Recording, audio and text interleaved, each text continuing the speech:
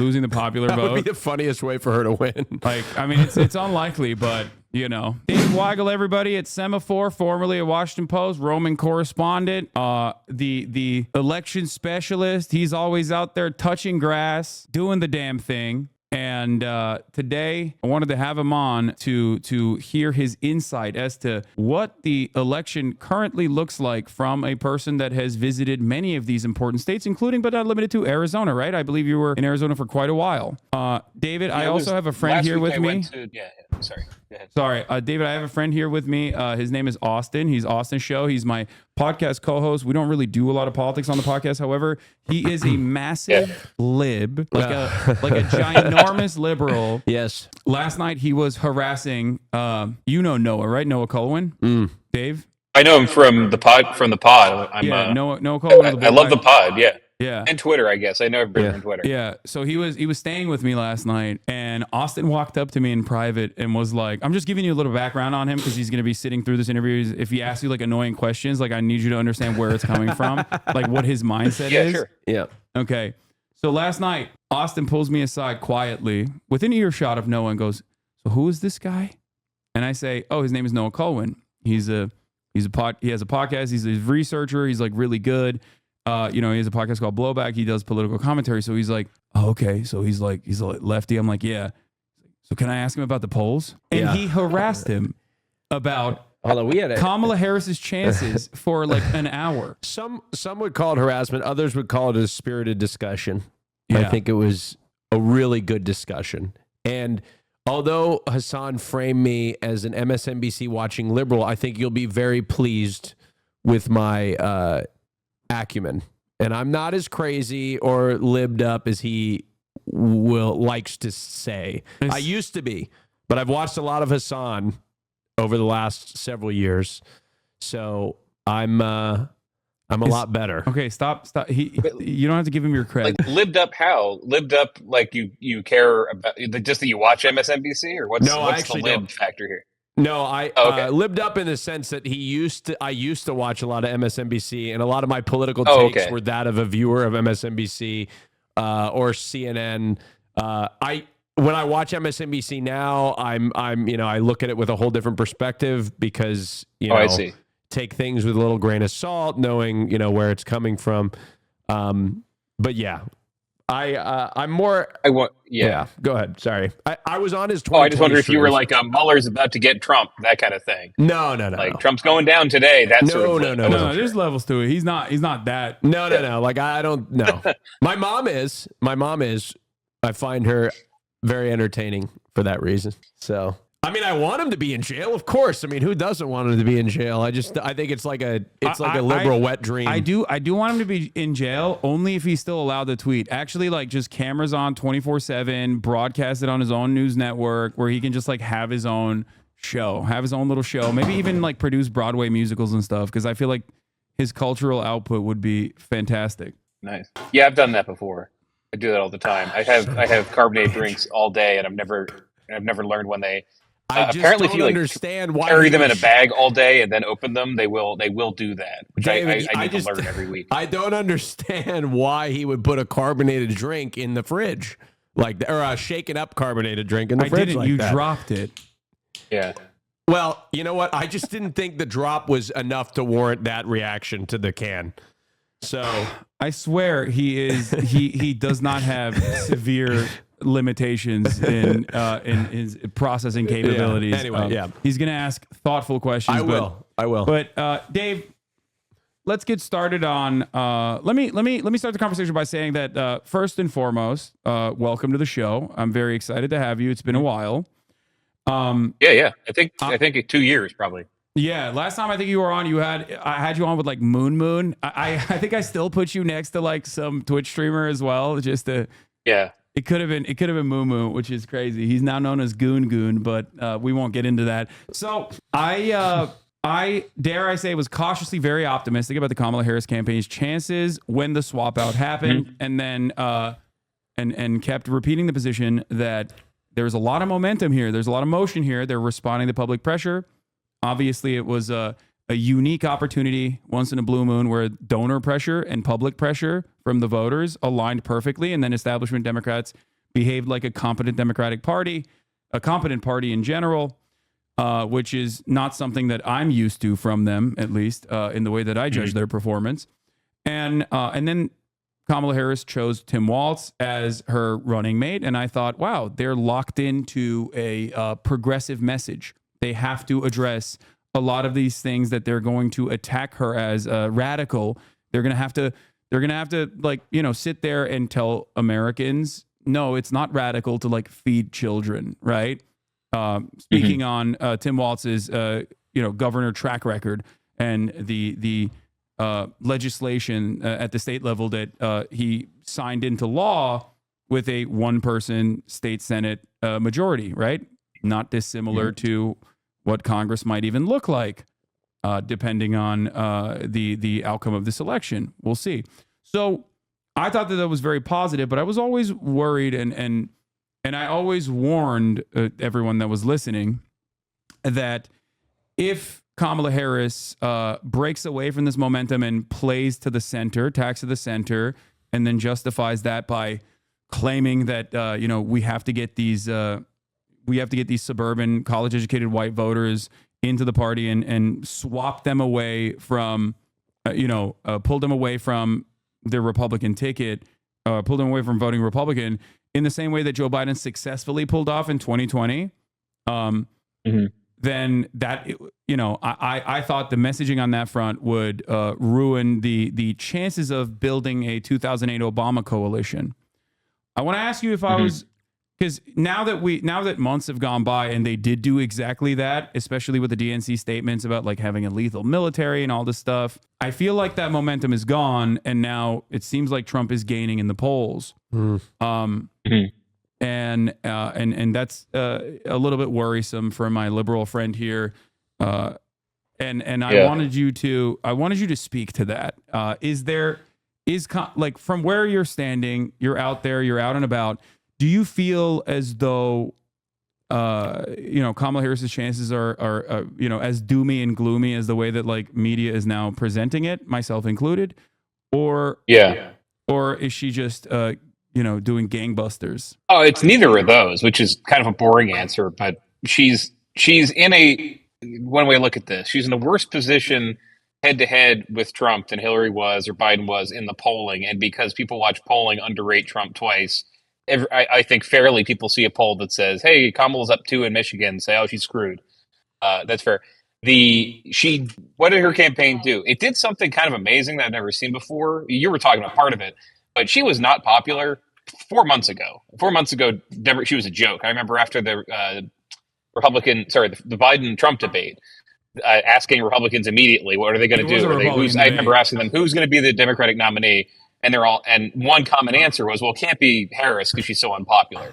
And they made her pretty popular. If you look at the polling now, she's got, or people who criticize her, but she's at 90-something% of Democrats, does pretty well with independents. She's getting some Republicans. Her favorables are in some swing states, like most of the Midwestern swing states. I saw one, North Carolina, they're 50-50, which is crazy. They were 30% in the same places before.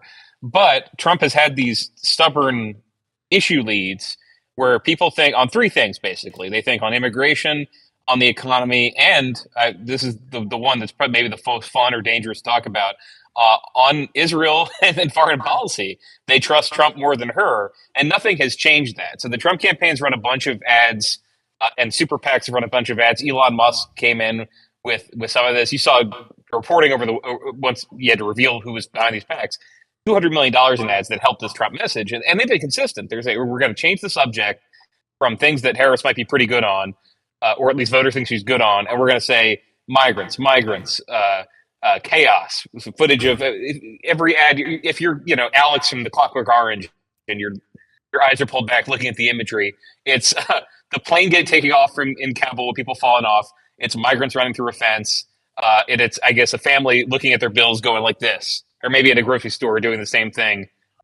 Maybe you're holding a grocery, so you're going like this. But you know what I mean? Just the ads are all on those themes.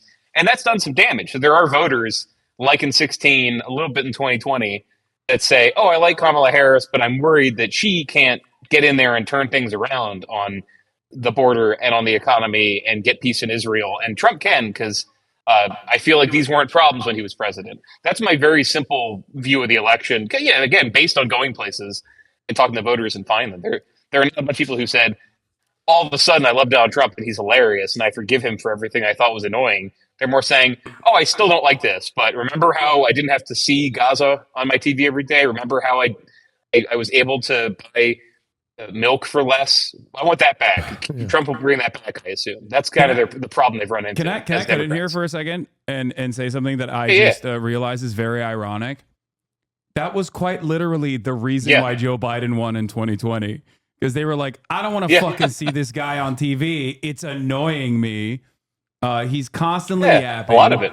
He's incompetent.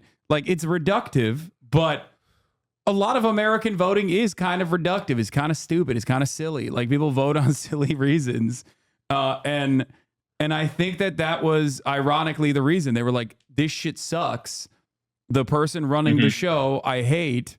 I need him out of here so I don't have to think about it ever again. And I fear that Kamala had a wonderful opportunity to cut against that, while simultaneously she has I don't know for what reason, but I guess maybe it's been successful somewhat, run directly towards Joe Biden, the person that she replaced because he was unelectable. Yeah, and she has not.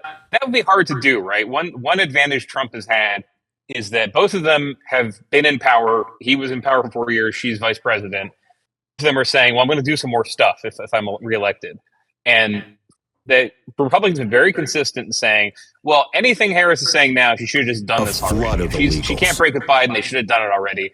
Trump is running on stuff he didn't do the first time. He's come up with a bunch of new tax cuts that he never even talked about the first 4 years, talked about new policies he's never talked about before. And they've done a better job. I think they've got a media that helps them do a better job of selling that to people, because there's the theme of everything. I do think campaigns take years to win. The theme of everything with Trump is, things were pretty good when he was there, and if it wasn't good, it's because he was undermined by crappy advisors, and next time it's going to be Trump with no crappy advisors. And if you're a Democrat, this is a campaign with Liz Cheney, etc., you say, these are the advisors who held him in check. Look at this former Trump staffer who now says he's crazy. And if you're a Trump voter, or if you're on the fence, you say sometimes that's convincing. Sometimes you say, well, maybe if he had less establishment guys, he's going to do more things I like. And this is the whole RFK additive theory of the Trump campaign. Is as alienating as RFK Jr. is to a lot of people, it's, hey, don't worry about Tom Price or whoever taking over the health portfolio. It's going to be me. It's going to be Kennedy. I trust this guy who I literally ran against for 4 years because of how he handled COVID. I've changed my mind. Now he'll listen to me. I'm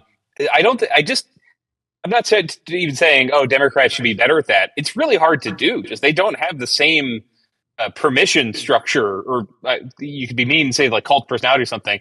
They just don't have the same. You had a little bit of this for Barack Obama. You don't have it for Biden and Harris. People saying, you know what? I got some stuff wrong, but next time they're going to hire everyone I want and get it right. You do have that for Trump. It's been really potent. Yeah. Trump is singularly charismatic, but also simultaneously very polarizing. The things that some people respond to as like cool and charismatic and funny, others understandably find gross and distasteful. But I guess the way I see it right now is, and I want to hear your perspective on this, like right now, to me, it seems like Trump's method is he's tapped out, right? He's just completely tapped out. He was president for 4 years. People have made up their minds on him. And, 2 assassination attempts and nothing really changed in the polls for him until people saw more of Kamala Harris on TV and started to make up their minds while Trump was doing this like onslaught of the charm offensive on all the podcasts that he could go on. And I feel like the method for him is like, will he be able to activate low and mid propensity voters and drive turnout on election day to go out and vote for him by large enough numbers in swing states, or if he doesn't do that, will the Kamala method of like trying to keep the Joe Biden coalition as tightly wound as possible, will that actually be successful for her? Would you say that that's a accurate understanding of the situation? Yeah, it's pretty accurate. I saw some people today going back to this Chuck Schumer infamously, because the whole story of the Hillary Clinton campaign was, gosh, you guys are really going to try this? She's really unpopular.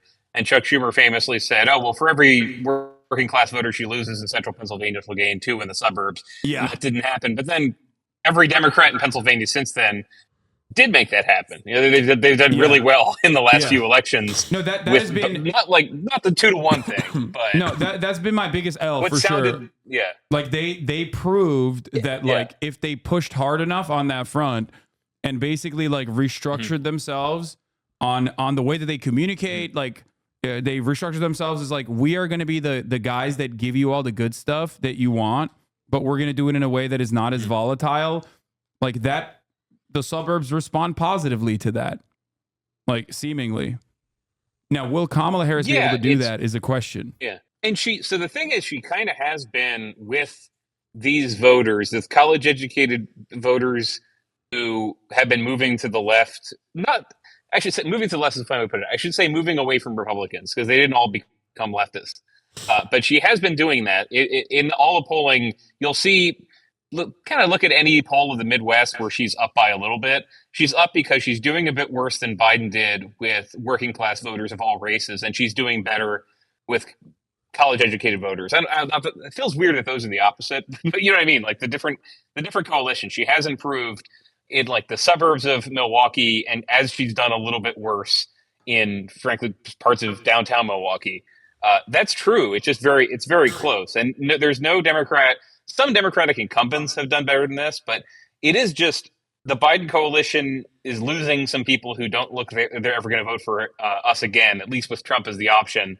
Who do we replace them with? And they've been replacing them with frustrated Republicans. And so she has moved to the center, and they just so she's still, if you listen to her entire speeches, she still has some progressive ideas. She's talked about home care being covered through Medicare. I listen a lot to Bernie Sanders, I talked to him when last time I talked about this. Talked to him over the summer, but he was very clear. I think that they would win if they did more progressive policies and said, here's what I will deliver. And she's been doing a little bit of that. He's a little bit happier, but they're generally not. They don't want to run as we're going to recover with a bold New Deal plan the way that Joe Biden did.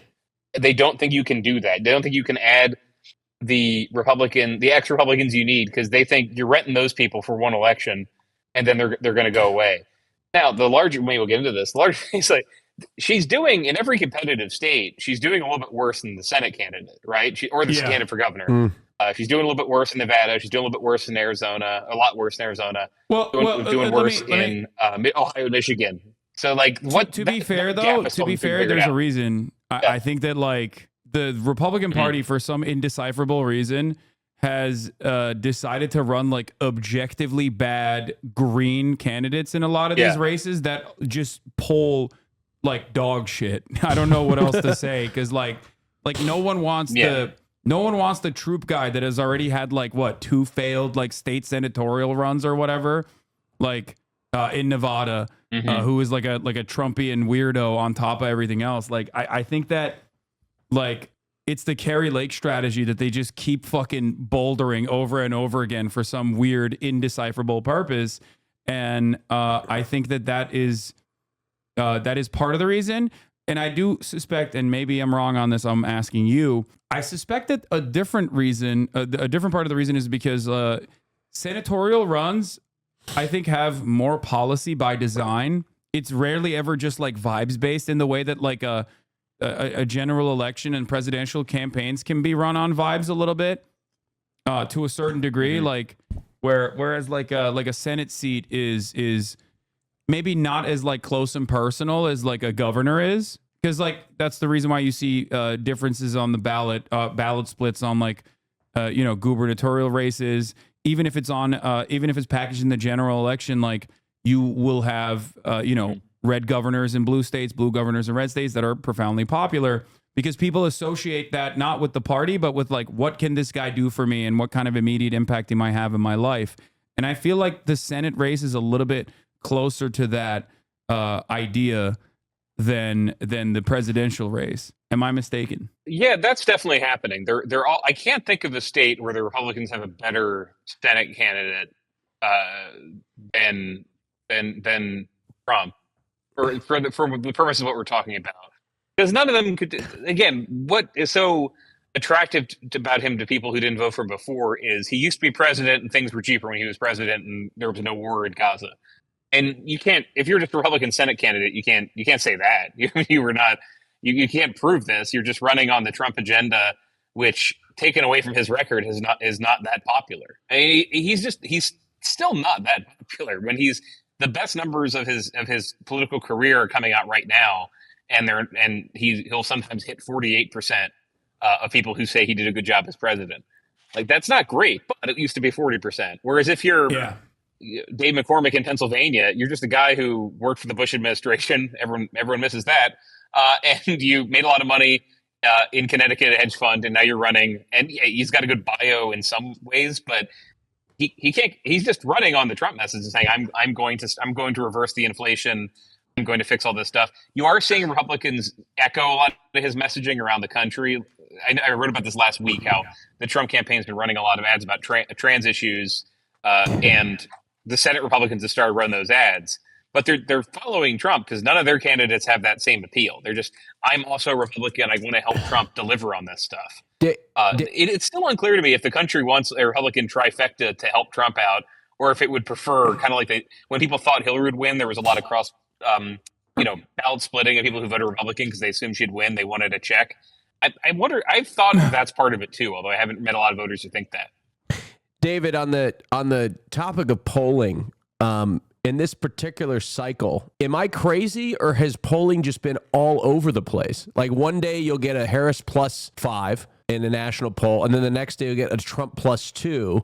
And I saw a Fox News poll, which is I understand is a reputable pollster. Showing Trump +2 in the national, but then the crosstabs show, which is I understand that the crosstabs aren't exactly, the margin of error is larger, but showing Harris up on this in the swing states, basically implying that she could lose the popular vote and then win in the swing states. My question: in any other cycle, have we seen polls be this erratic and all over the place, or is this unique to this particular cycle? A little, yeah. We've seen some wacky polls in the past. I was at the Post when we put out this. The polling unit's not the reporters, not the same people. We put up this poll that said Biden up in 17 in Wisconsin, and I remember Democrats had to push back and say that's not true.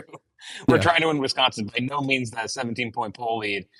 So I've also seen less huge diversions. The divergence has been really like 4 points because it's close. Polls that come out where there is a shift of 3 points from the last one, but that means Michigan went from Kamala 50 to Kamala 48, Trump 50, and that causes a panic. The polls there are fewer than there used to be. There's also a lot of, and this is the good lib thing to get annoyed with. There are a lot of weird firms that just come out of woodwork every couple of years now and put some polls out and created a storyline that happened in 2022. I do think a lot of Democrats who thought that was annoying are correct. That all of a sudden Trafalgar was like, guess what? Vermont governor or Vermont Senate's like within 3 points, and didn't publish all their methodology, etc.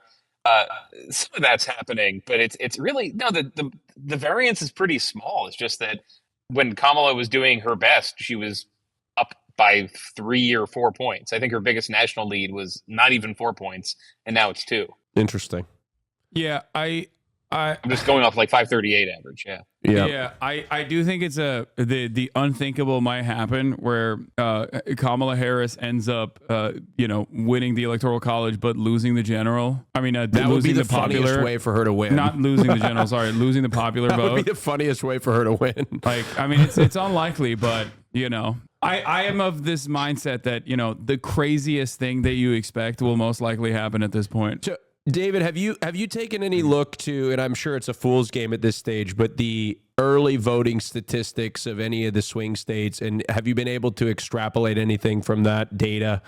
I know this is kind of a dangerous game to play, but I'm just curious if you have any thoughts. Yeah, that stuff is voodoo. It's tricky because, for example, Georgia had the biggest single day early vote ever. and that's how it got reported. And I saw some the cycle I saw, and I'm describing tweets, which is always exciting, but it was, well, look at this huge turnout. Oh no, the turnout is much less African American than it was 2 years ago. Oh, third thing we noticed 2 years ago, Atlanta voted before anyone else, like a day before, and that's why it's worse. So that's a good example of how tough it is. So I've talked to Democratic Republican campaigns that are doing the ballot chase, which is somebody gets and I have one of these mail ballots in DC.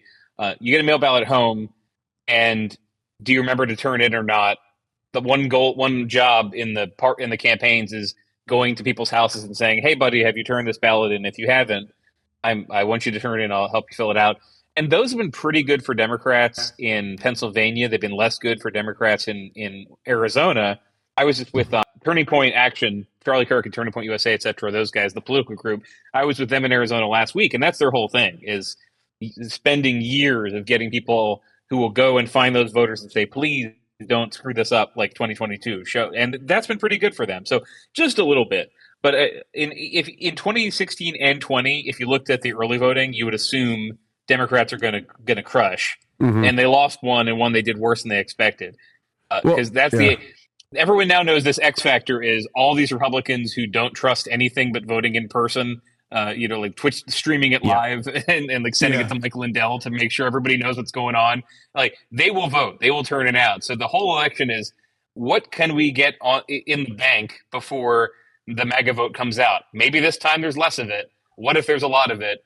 If we're only up by 600,000 mail ballots, that might not be enough. That is a big thing happening with Democrats. I've seen Republicans. It's all over the place, and I asked that question knowing that it's a fool's game to try to even figure out what's going on, because you see Republicans claiming that, the early vote is a good sign for Republicans because the GOP has been pushing contradicting their own message to try to get their voters out early. And then, they're also operating under the assumption that a bunch of Republicans are going to show up on election day.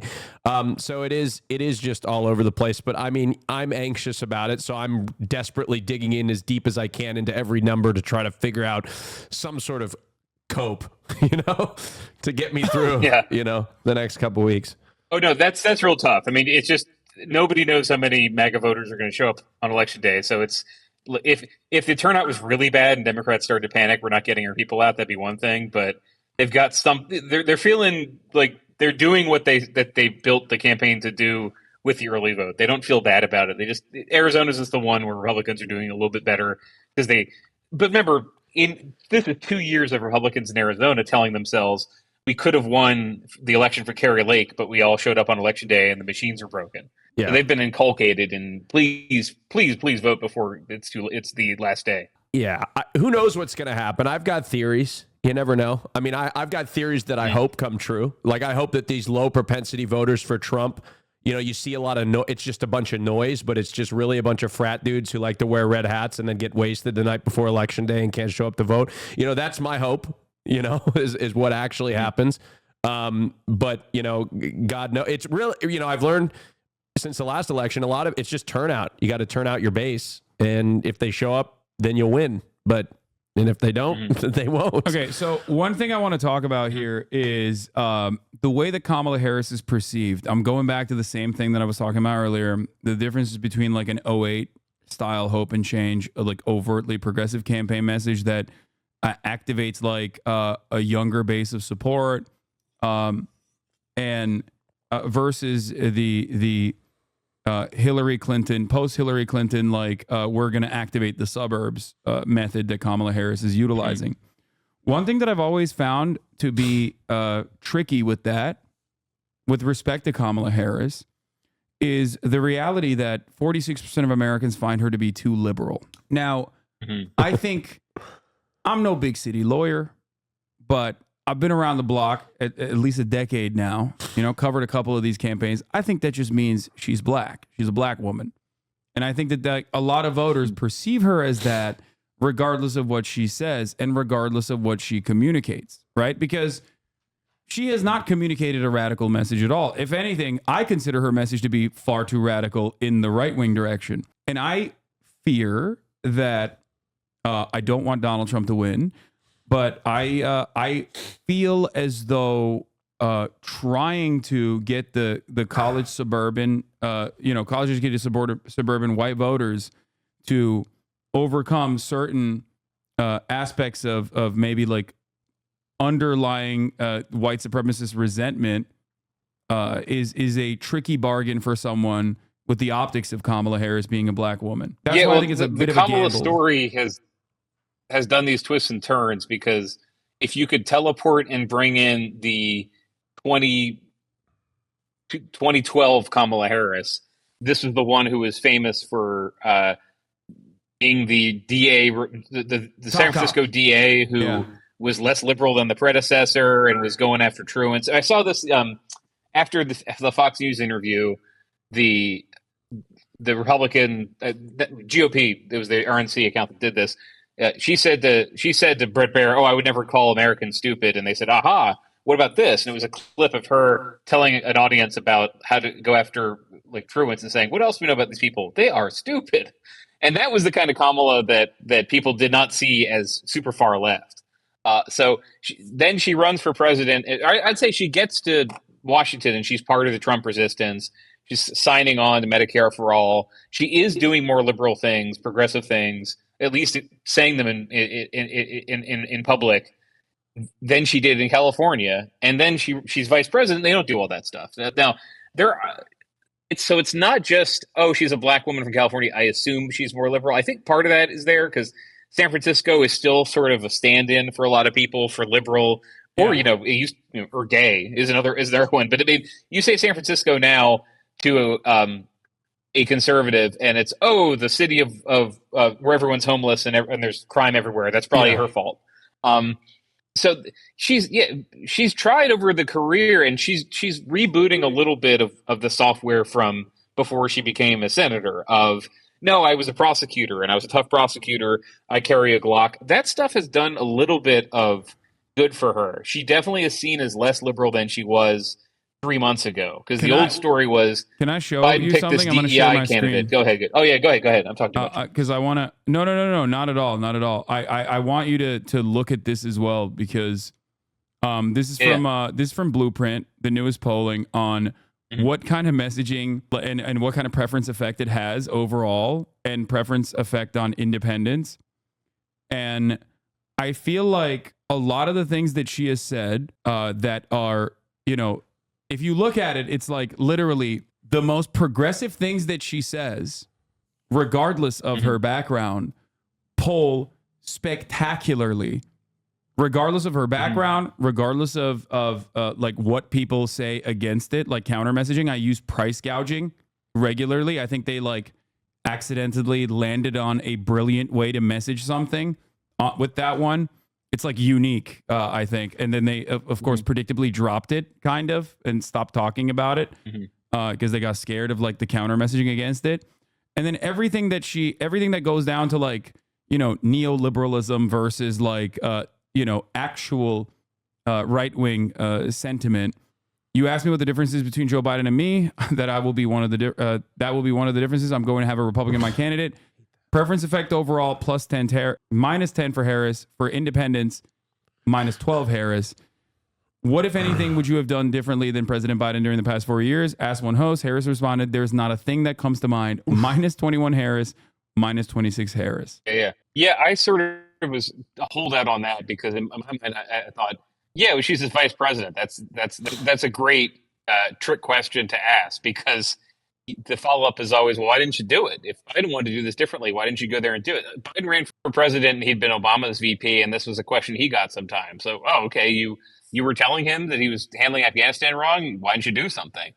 But just the way she put it, because every question you could answer in a better way. What if they could run that again? And she said something like, well, I'm a different person. And kind of like she told Fox, that they wouldn't have had that clip. Yeah, I believe that.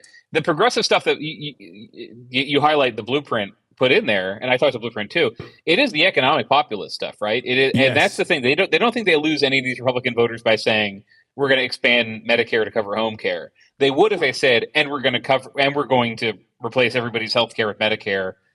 Which would be a stupid thing to say, because that's not how you're supposed to sell Medicare for all. But Yeah, the progressive stuff they are running on, they're pretty confident that stuff plays. It's tough for them. I'm not trying to say, oh, poor campaign, but this happens with every campaign. Is the message of the day is, hey, everybody, we're rolling out this new popular healthcare plan. You're going to love it.